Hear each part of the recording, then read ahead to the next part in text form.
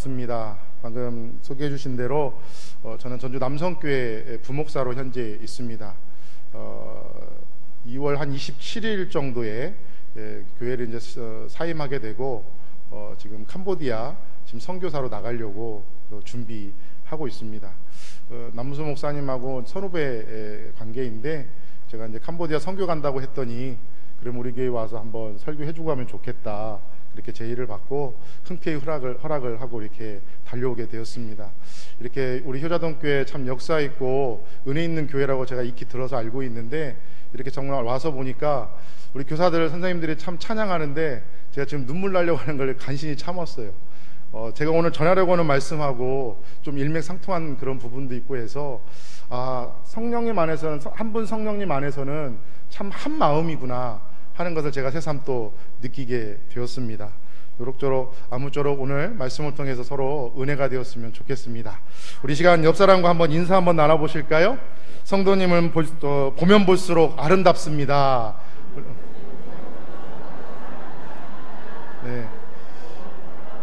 네네네, 감사합니다.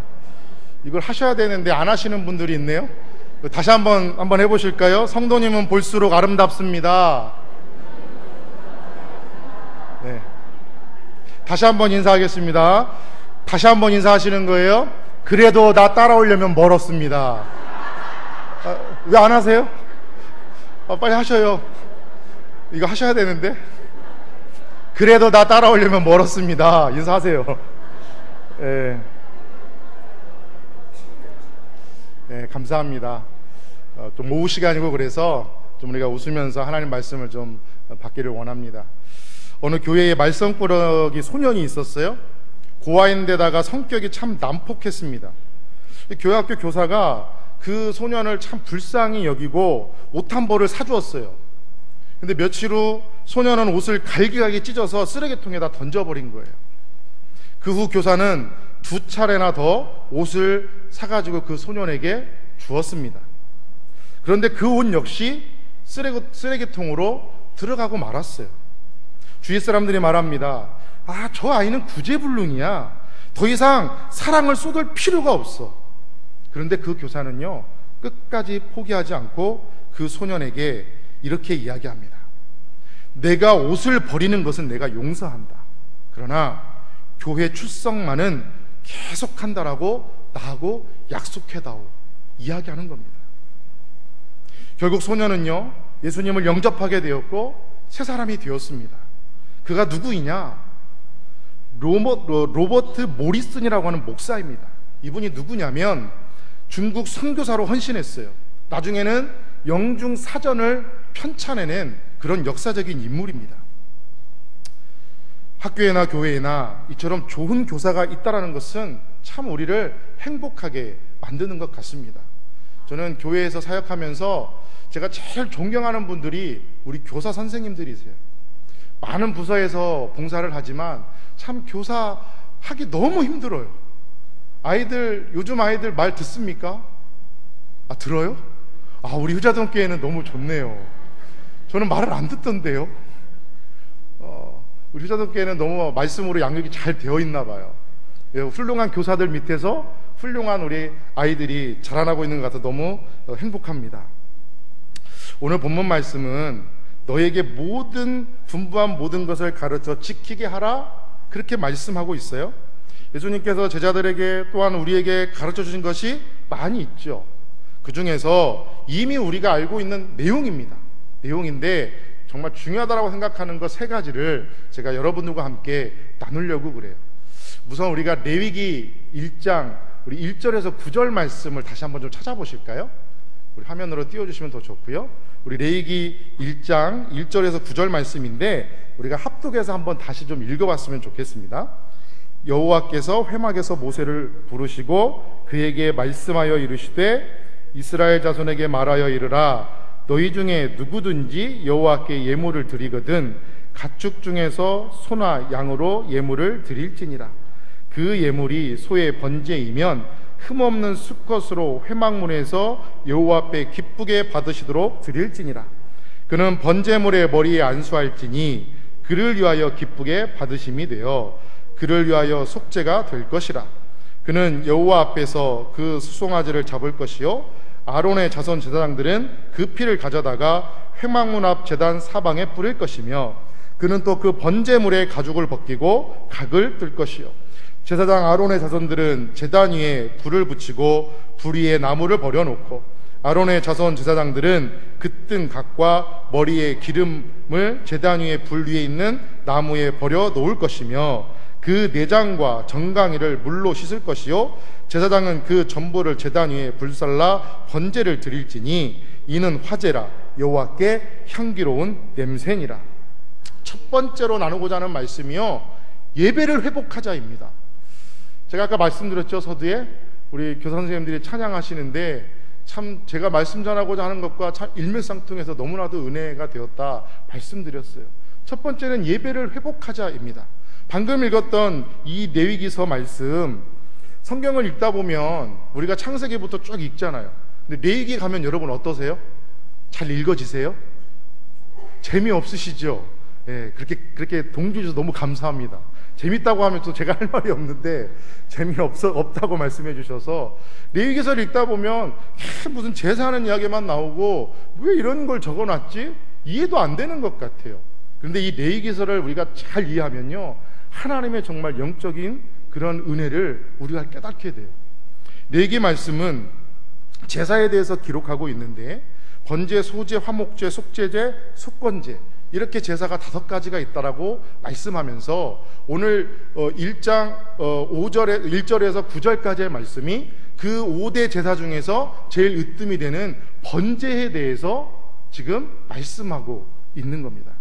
이걸 좀 한번 살펴보려고 그래요. 자, 구약시대 때 예배를 드리는데 지금 1장부터 9절까지의 말씀을 보시면 제사를 드리는 그 단계가 6단계로 나뉘어서 나오고 있어요.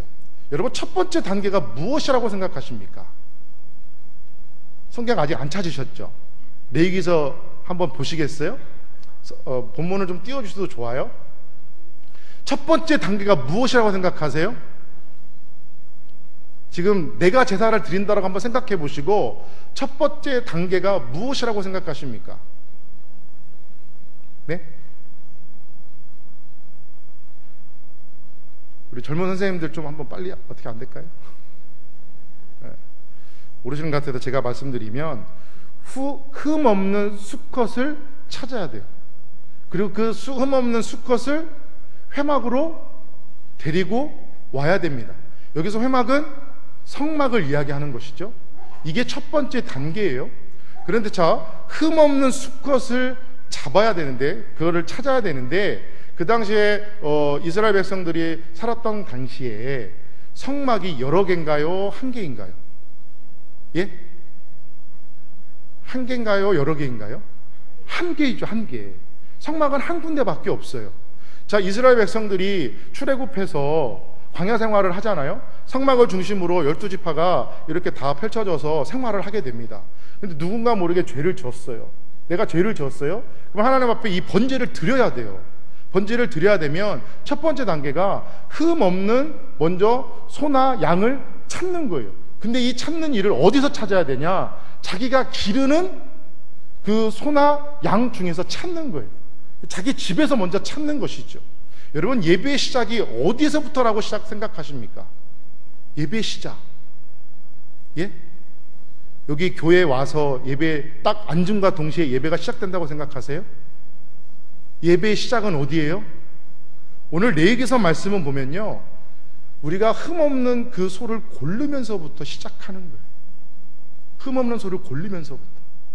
그리고 회막까지 내가 그 소를 데리고 와야 되는 거예요. 내가 하나님과의 관계 가운데서 내가 이 일을 먼저 해야 되는 겁니다. 두 번째는요? 두 번째는 무슨 일일까요? 두 번째 단계가 뭐요?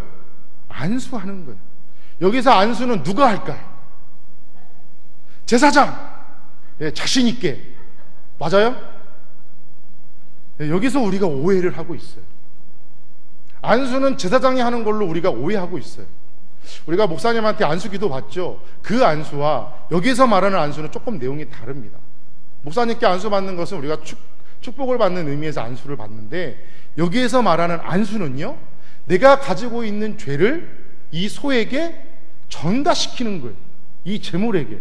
자, 안수는 누가 하는 거예요? 예? 지금 내가 예배 드린다고 생각하면 누가 하는 겁니까? 내가 하는 거예요. 철저하게 이 제사 예배 드리는 것은 내가 하는 일이에요. 그 다음 세 번째는 무슨 일입니까? 안수한 다음에 그 소를 잡아야 돼요.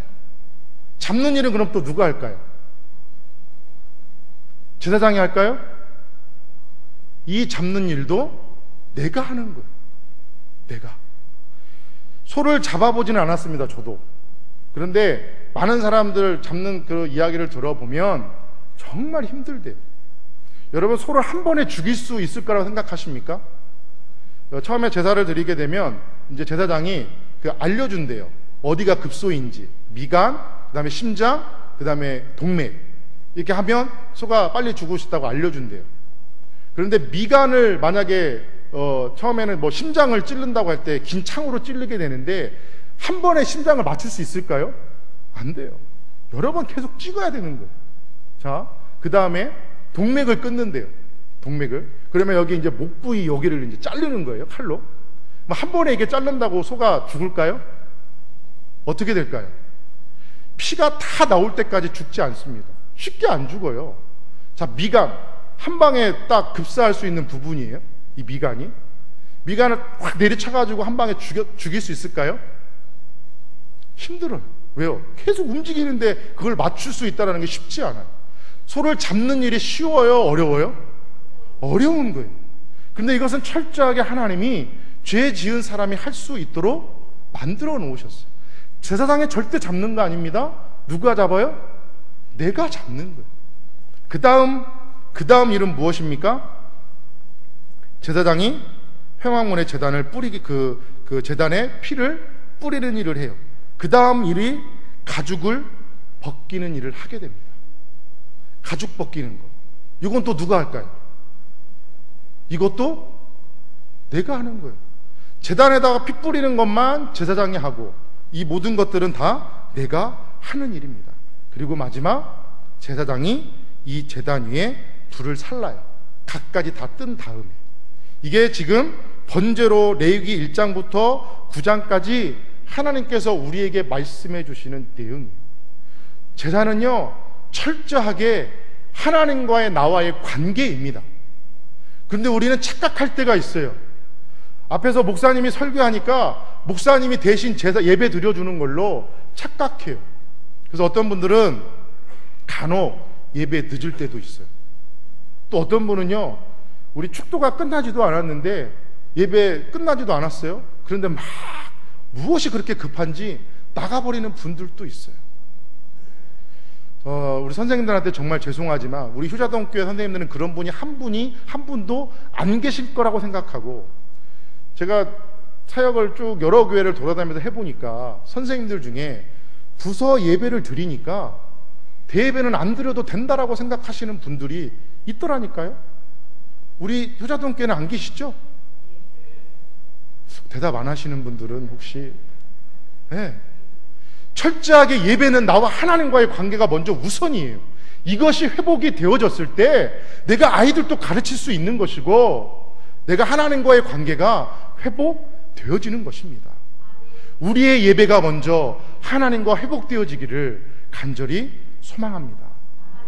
이것이 회복되어지면 예배가 살아나고요, 그러면 교회가 역동성이 있어지게 되고, 우리 효자동교회가 이 금동지역에 또 많은 죽어가는 생명들을 살리는 그런 교회가 될 줄 믿습니다. 두 번째는요, 가정예배를 드리자예요. 가정예배. 각 그 교회에서 가정예배 드리는 것을 파악해 봤대요. 그랬더니요, 교회마다 가정예배 드리는 그 가정들이 5% 정도밖에 안 된다는 거예요. 10%도 안 돼요. 가정예배는 가족 구원이 있어서 참으로 중요합니다. 이 가정예배를 드리면 하나님의 은혜와 축복이 참 넘쳐나는 것을 느끼게 되는데, 우리 정말 믿는 사람들이 이 가정 예배가 좀 회복되었으면 좋겠어요. 지금 우리나라의 가정이 다 무너져 가고 있다라고 이야기들 많이 합니다. 가정이 무너지면 교회도 무너지고요, 교회가 무너지면 나라도 무너지게 되어 있어요. 그러면 역으로 교회가, 가정이 회복되면 교회도 회복되고, 교회가 회복되면 나라도 회복되게 되어 있다라는 거예요. 성경 말씀에 많은 그 인물들을 보면요, 노아의 가정이 있어요. 노아의 가정도 하나님 중심으로 사는 가정이었고요, 노아는 의인의 당되고 완전한 자였고 하나님과 동행한 사람이었다라고 성경은 말씀합니다. 노아는 하나님과 동행하는 삶을 살았고요, 노아는 가족과 함께 방주를 짓고 노아 아내 세 아들 세 자부가 하나님만을 섬기면서 살았기 때문에 그 노아의 가족들 모두가 다 그 방주에 들어가고 홍수 때 다 구원을 받는 그런 은혜를 잊게 되지 않았습니까? 또한 아브라함은 어떻습니까? 믿음의 조상 아브라함은 가는 곳마다 하나님 앞에 제단을 쌓고 먼저 예배를 드렸어요. 그랬더니 그 아브라함이 하나님께서 지시하시는 제물로 제사를 드렸을 때에 하나님께서 국가를 주시겠다라고 말씀하고 영토를 남쪽 나일강으로부터 북쪽 유브라데스 강까지 주시겠다라고 하는 그런 언약을 이 아브라함이 받게 됩니다. 여호수아는 어떻습니까? 여호수아는 이스라엘 백성들 앞에서 이렇게 고백하며 이야기합니다. 오직 나와 내 집은 여호와만 섬기겠노라. 그렇게 고백한 사람이 바로 여호수아예요. 나사로의 가정은 예수님을 늘 모셨던 나사로의 가정, 이 마르다와 마리아 오빠 나사로가 삼남매가 늘 하나님만을 모시고 살았던 그 가정인 것을 우리가 잘 알고 있지 않습니까? 나사로가 갑자기 죽었을 때 예수님께서 나사로의 무덤에 찾아가셔서 이 죽은 나사로를 살려주지 않으셨습니까? 고넬료의 가정도 있어요.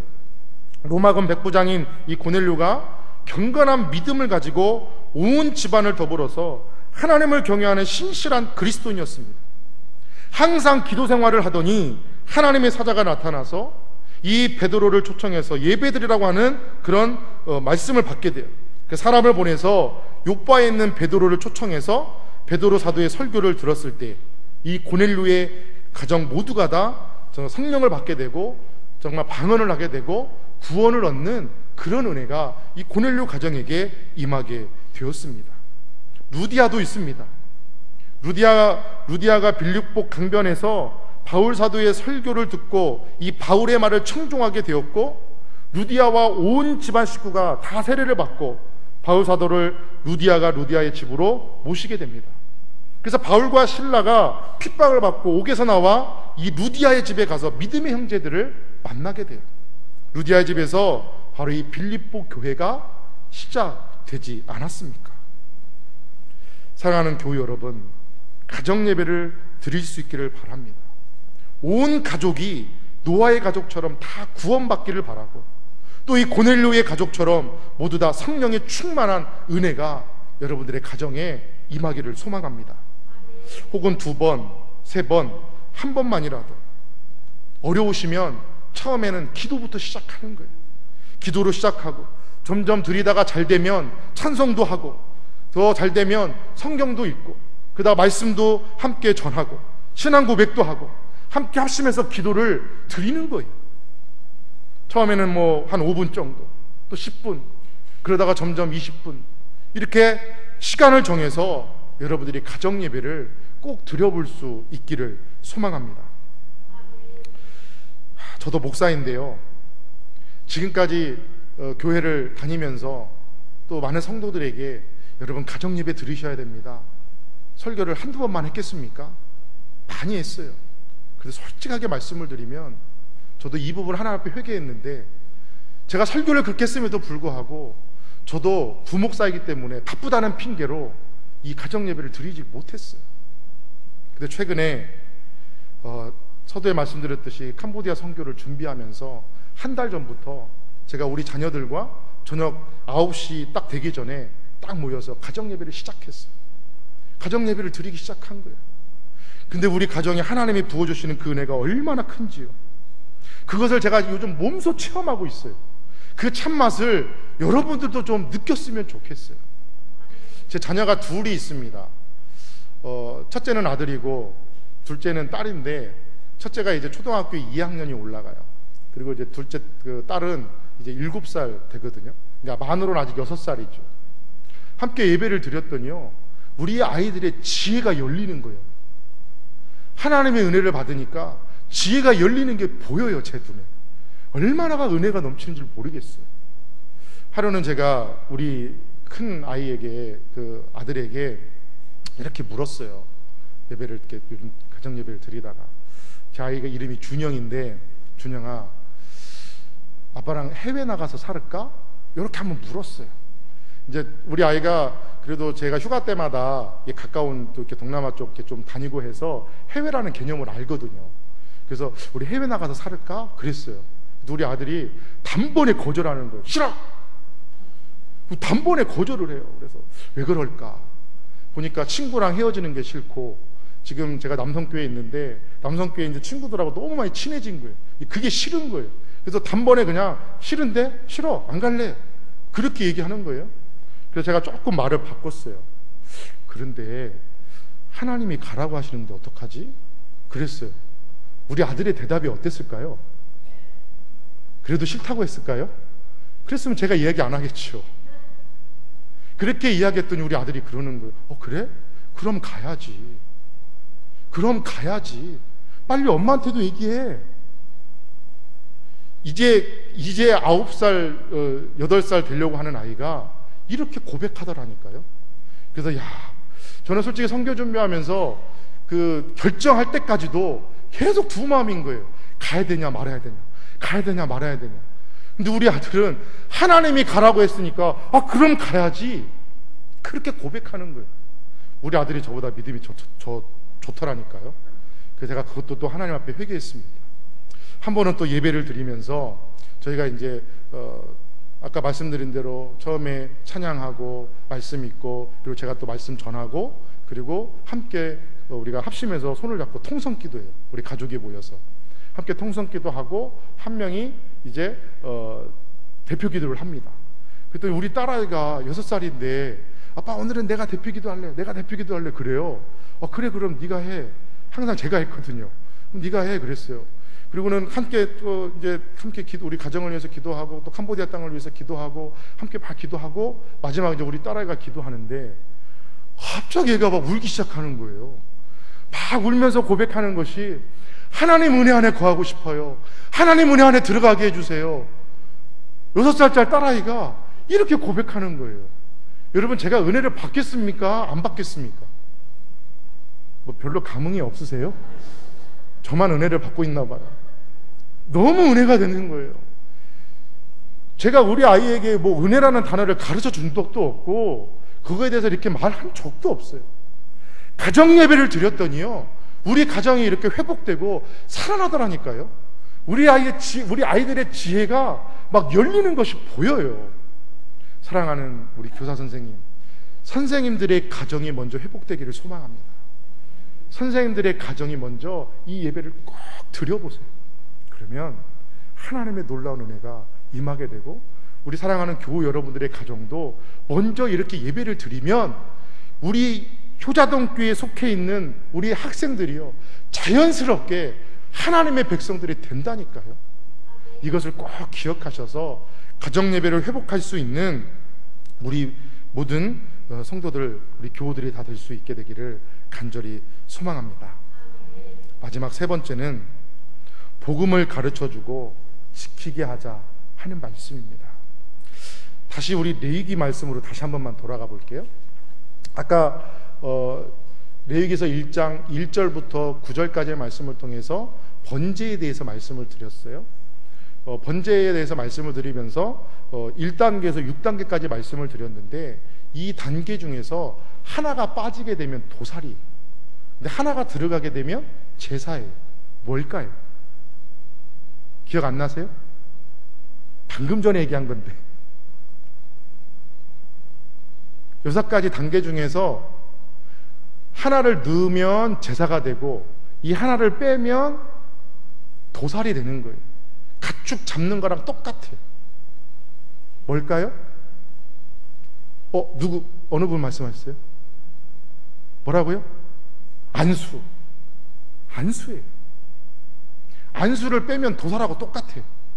가축 잡는 거랑. 근데 안수를 넣게 되면 뭐라고요? 제사, 예배라는 거예요. 자, 여기서 제가 설명을 할 건데 잘 한번 들어보세요. 안수를 함으로, 이 소에게 안수를 함으로 뭐가 전가가 된다고 말씀드렸죠? 죄의 전가가 이 소에게 전가가 돼요. 근데 소를 고를 때 어떤 소를 골라야 된다고 말씀드렸어요? 흠 없는 소를 골라야 돼요. 흠 없는 소를 고르는 이유가 여기 있는 거예요. 안수를 했을 때 내가 만약에 죄를 졌어요.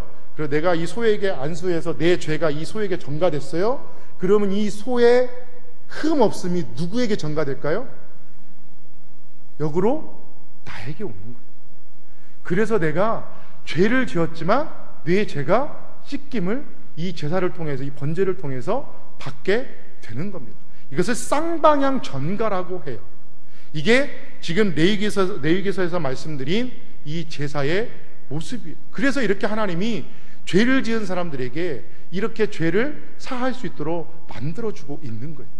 그런데 이것이요, 사도 바울이 갈라디서와 그 로마서에서 이것을 똑같이 말씀하는데 이렇게 말씀하는 거예요. 자, 이제는 내가 죄를 지은 거예요.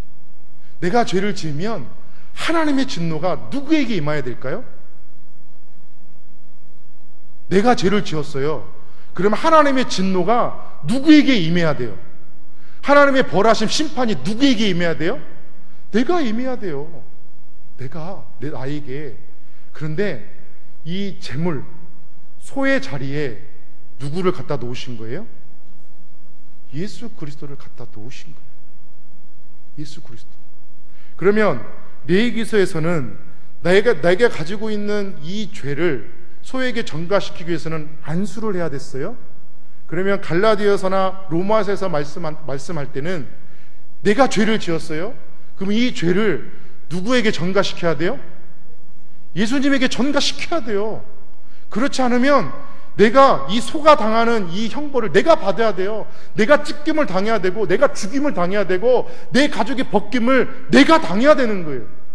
이 죄를 전가시키지 않으면, 그러면 예수님에게 이 죄를 전가시키려면 어떻게 해야 되는 거예요?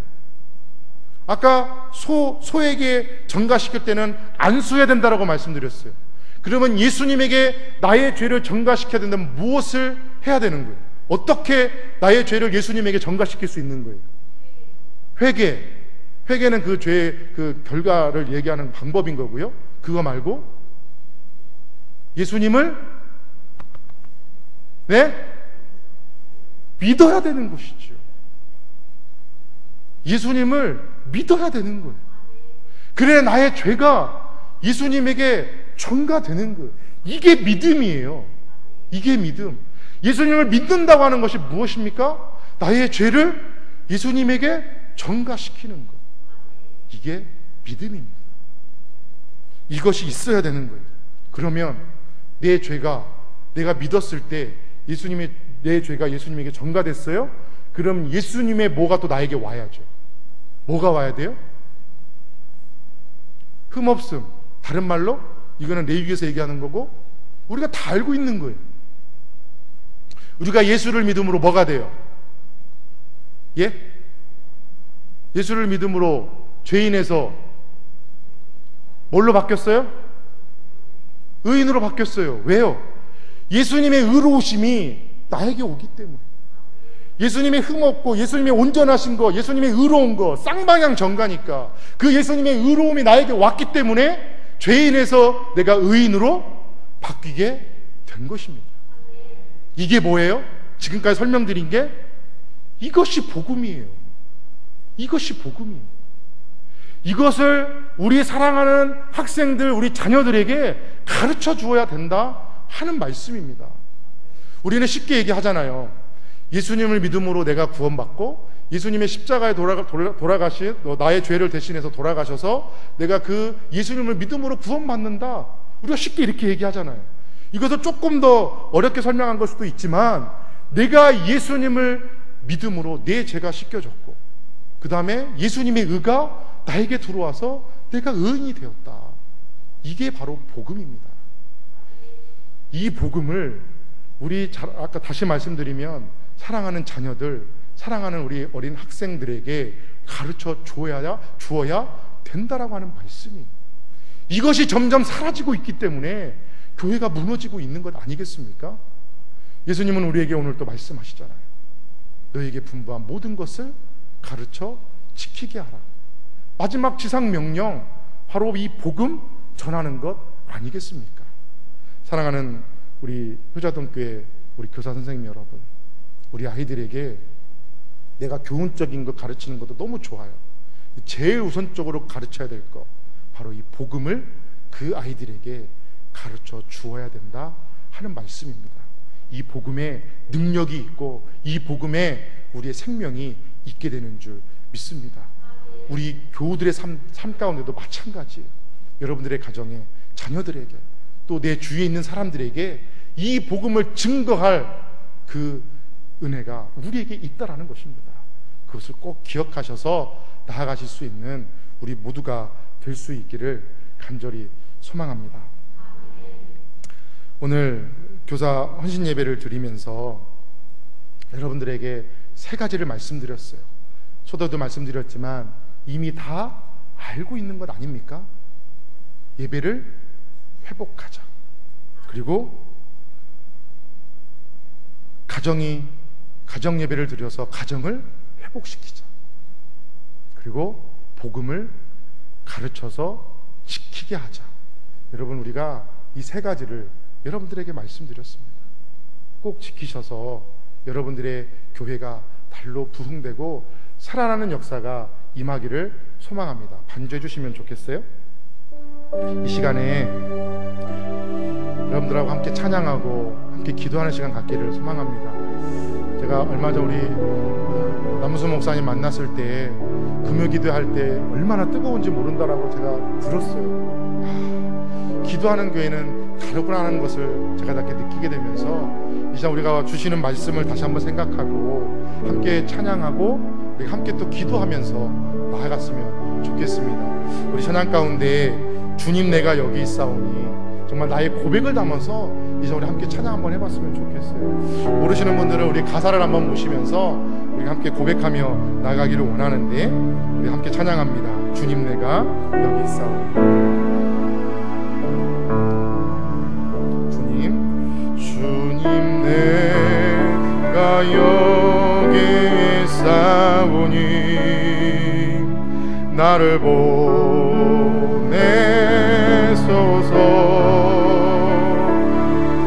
나의 몸 주께 드리오니 주 받으옵소서. 주님 내가 여기 있사오니 나를 주소서.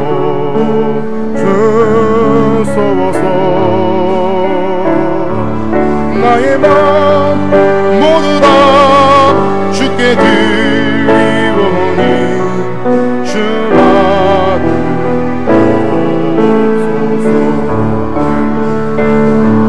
할렐루야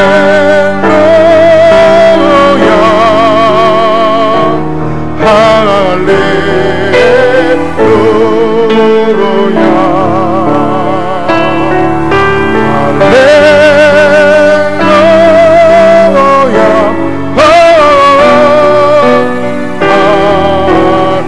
고백합니다. 주님 내가 여기 있사오니 주님 내가 여기 있사오니 나를 보내소서. 나의 몸 주께 드리오니 주 받으오. 우리의 마음을 담아 고백하길 소망합니다. 주님 내가 여기 있사오니 나를 주소서. 가진 것 모두 다 주께 드리오니 주 받으옵소서.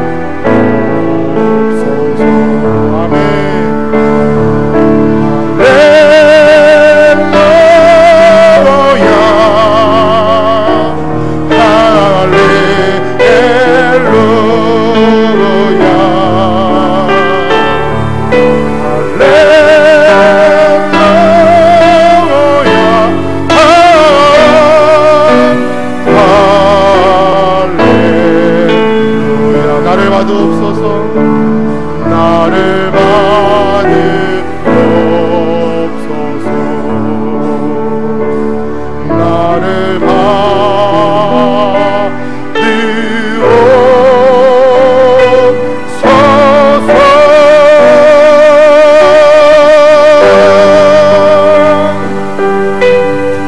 이제 우리 고백하는 마음으로 우리 함께 통성으로 함께 기도하기를 원합니다. 통성으로 기도하실 때 하나님 주신 말씀 가운데 내가 그동안 예배를 등한시하고 예배를 아버지 내가 소홀히 했다면 이 시간들은 말씀을 통해서 나의 예배가 회복될 수 있도록 하나님 함께하여 주시옵소서. 우리의 가정이 회복되기를 하나님 소망합니다.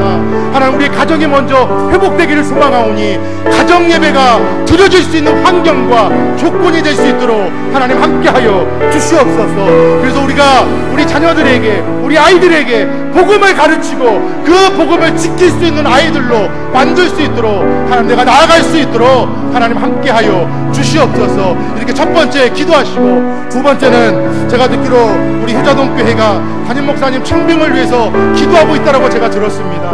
이 시간도 우리 담임 목사님 청빙을 위해서 기도하실 때 하나님 영적인 능력이 있는 목사님, 하나님 말씀의 능력이 있는 목사님, 하나님 인성이 정말로 훌륭한 목사님 우리가 모실 수 있도록 인도해 주셔서 우리 효자동교회가 하나님 이 지역에 하나님 구원의 방주 역할 감당할 수 있도록 인도하시고 세계 열방을 향하여서 나갈 수 있는 우리 교회가 될 수 있도록 정말 하나님께서 예비하신 목사님을 보내주시옵소서. 우리가 이렇게 두 가지로 이제 우리에게 주님 한번 부르시고 함께 기도하기를 원합니다. 우리 주여 한번 부르시겠습니다.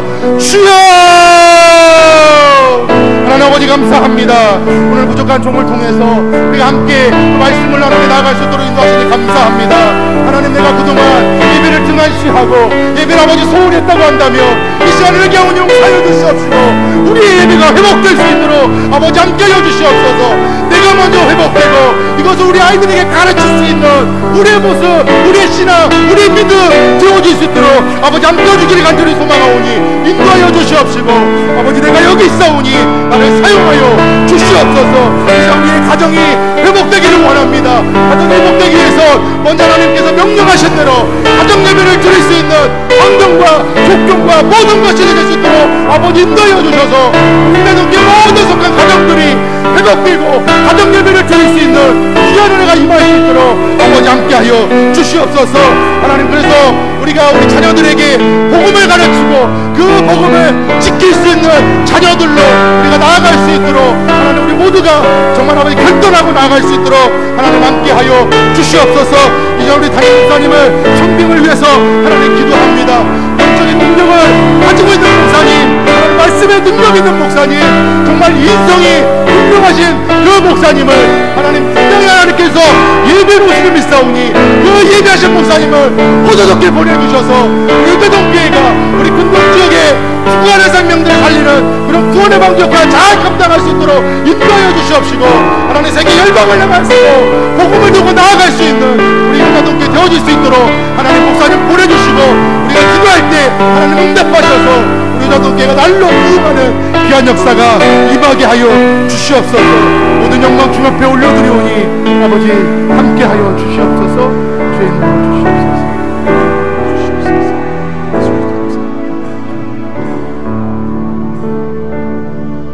하나님 감사합니다. 이 시간 말씀을 통해서 효자동교에 속한 모든 교우들, 사랑하는 우리 교사 선생님들의 예배가 먼저 회복될 수 있도록 하나님 함께 하시고 특별히 모든 가정들이 가정 예배를 드림으로 하나님의 회복의 역사가 임하게 하여 주시옵소서. 가정 예배 모든 환경과 조건이 맞춰질 수 있도록 인도하셔서 하나님의 은혜가 모든 가정들 가운데 임하게 도와주시옵시고 하나님 그래서 복음을 잘 전하고 가르칠 수 있는 우리 교사들 또 우리 사랑하는 교우들 모두가 될 수 있도록 인도해 주셔서 이 일을 통해서 효자동교회가 날로 부흥하는 귀한 축복이 임하게 하여 주시옵소서.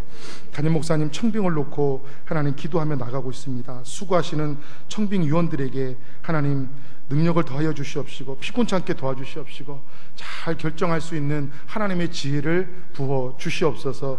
특별히 분명 하나님께서 예비하신 줄 믿습니다. 영적 능력이 있는 목사님, 말씀의 능력이 있는 목사님, 인성이 정말 훌륭한 목사님 하나님께서 보내주셔서 우리 효자동교회가 이 지역에 구원의 방주 역할 감당케 하시고 세계 열방을 향해서도 복음을 두고 나아갈 수 있는 효자동께 될 수 있도록 하나님 함께하여 주시옵소서. 모든 영광 주님 앞에 올려드리오며 예수 그리스도 이름으로 감사하며 기도하옵나이다. 아멘.